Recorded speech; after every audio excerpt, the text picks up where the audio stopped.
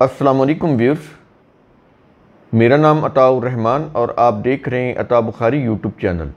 قرآن کریم کی مسلسل ایکسپوزیشن کے سلسلہ میں آج ہم سورہ المائدہ کی آیت نمبر 92 کی ایکسپوزیشن کریں گے۔ اس آیت میں نظام یعنی سسٹم اور اس کی اطاعت کی اہمیت کے اوپر بات کی جا رہی ہے۔ کسی بھی ریاست میں جو نظام رائج ہوتا ہے اس نظام کو فالو کرنا ایک شہری کے لیے نہایت ضروری ہے۔ اگر وہ ریاست کے نظام کو، قوانین کو فالو نہیں کرتا تو پھر ریاست نے جو اس کو رائٹس دیے ہوتے ہیں تو اس سے وہ خود کو محروم کر لیتا ہے۔ اللہ کا نظام جب ایک ریاست کے اندر نافذ ہو تو اس نظام کی اطاعت جو ہے اس ریاست میں رہنے والوں کے اوپر فرض ہوتی ہے۔ اگر وہ اس کی اطاعت نہیں کریں گے تو اس سے پھر وہ ریاست جو ہے اس کے بسنے والا جو معاشرہ ہے وہ پھر تباہ ہو جائے گا۔ تو اطاعت نظام کی بہت ضروری ہے، بنیادی چیز ہے یہ۔ اس اطاعت کے اندر سب چیزیں آ جاتی ہیں، اوبیڈینس، ڈسپلن، یہ ساری چیزیں آ جاتی ہیں۔ تو شروع کرتے ہیں آیت نمبر 92 سورہ المائدہ۔ الفاظ ہیں وَأَطِیعُوا اللَّهَ، اور تم اللہ کی اطاعت کرو۔ اللہ کی اطاعت کرو سے کیا مراد ہے؟ اللہ کے نظام کی اطاعت کرو۔ اللہ کا نظام، اس کے قوانین اس کی کتاب کے اندر دیے گئے ہیں۔ ان قوانین کی روح سے جو نظام بنتا ہے اور اسٹیٹ کی سطح کے اوپر جو نافذ ہوتا ہے اس نظام کی اطاعت جو ہے اس کا حکم دیا جا رہا ہے۔ اس کے بعد کیا یہ رہا ہے وَأَطِیعُوا الرَّسُولَ، اور تم رسول کی اطاعت کرو جس نے یہ نظام قائم کیا۔ اب رسول جو تھے ان کے اوپر قرآن نازل ہوا، انہوں نے اس قرآن کے قوانین کے مطابق اپنے دور میں نظام قائم کیا۔ تو اب یہ بات اس وقت ہو رہی تھی جب رسول تھے، جب یہ قرآن نازل ہو رہا تھا رسول پر، تو اس وقت ظاہر ہے کہ جو زمین کے اوپر محسوس اتھارٹی اللہ کے قانون کی تو وہ رسول تھے۔ تو اس لیے رسول کو بھی ساتھ کہا جا رہا ہے کیونکہ قرآن ان کے اوپر اتر رہا تھا، نازل ہو رہا تھا، اور وہ قرآن کو لوگوں تک پہنچا رہے تھے، اس کی روح سے ایک سوسائٹی تشکیل دے رہے تھے، ایک معاشرہ ڈیولپ کر رہے تھے جو قرآنی نظام کے اوپر کاربند ہو جائے، قرآن کے نظام کو قائم کرنے میں رسول کا معاون ہو اور پھر اس کو فالو کرے۔ تو اس لیے یہاں پر اللہ کے ساتھ رسول کا بھی ذکر آ رہا ہے کہ تم رسول کی اطاعت کرو جس نے یہ نظام قائم کیا۔ اس کے بعد اگلے الفاظ ہیں، کیا یہ رہا ہے وَاحْذَرُوا، اور تم بچو۔ کس چیز سے بچو؟ اس نظام کے خلاف کوئی بھی کام کرنے سے بچو۔ جو نظام اللہ کے قوانین کی روح سے اسٹیٹ کی سطح کے اوپر نافذ کیا جائے اس نظام کی خلاف ورزی سے بچو، یہ ہے اس کے معنی۔ یہاں تک تو حکم ہو گیا کہ لازماً اطاعت کرنی ہے اس نظام کی۔ اب اگر اس کے خلاف جانا ہے تو پھر اس کے متعلق قرآن بتا رہا ہے۔ کیا یہ رہا ہے فَإِن تَوَلَّيْتُمْ، پھر اگر تم منہ موڑو گے، کس سے؟ اس نظام سے، یعنی اگر تم اس نظام کی اطاعت سے منہ موڑو گے۔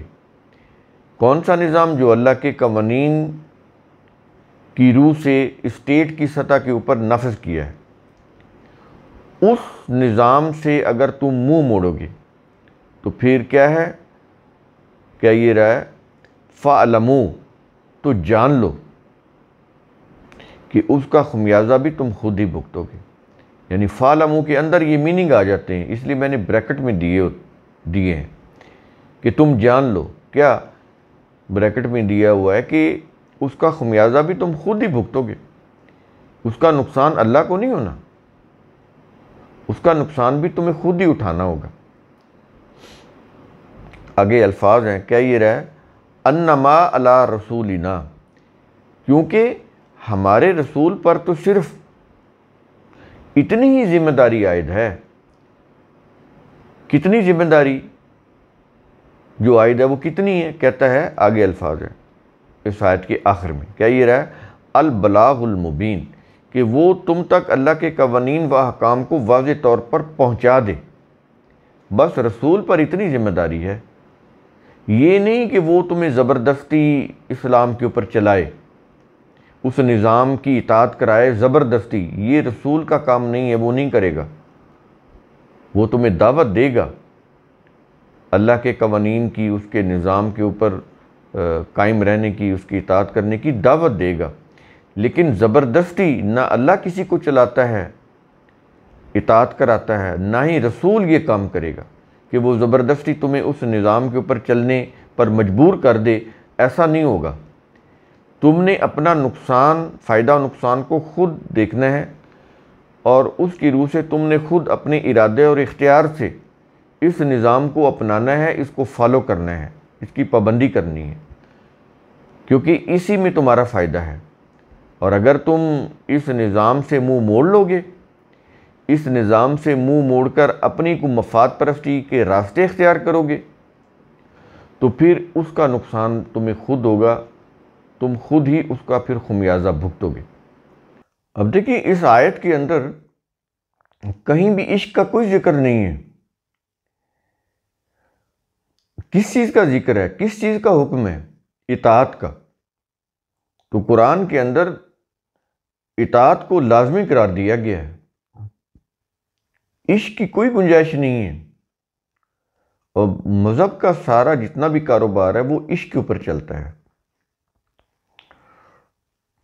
اس لیے کہ وہ آسان ہوتا ہے، اس سے مذہب کی دکانداریاں چمکتی ہیں، مفاد حاصل ہوتا ہے، بے پناہ مفاد وابستہ ہوتے ہیں اس سے۔ لیکن جو اطاعت ہے یہ بڑا مشکل کام ہے۔ خود کو صحیح رکھنا، اللہ کے قوانین، اللہ کے ہر قانون کو اس مد نظر رکھنا، اس کے مطابق اپنے زندگی کے تمام امور کو سر انجام دینا، ایک ایک کام میں یہ دیکھنا کہ اللہ کے قوانین کیا ہیں، اس کے ضابطے کیا ہیں، ان کے مطابق کام کرنا، یہ بڑا مشکل کام ہے۔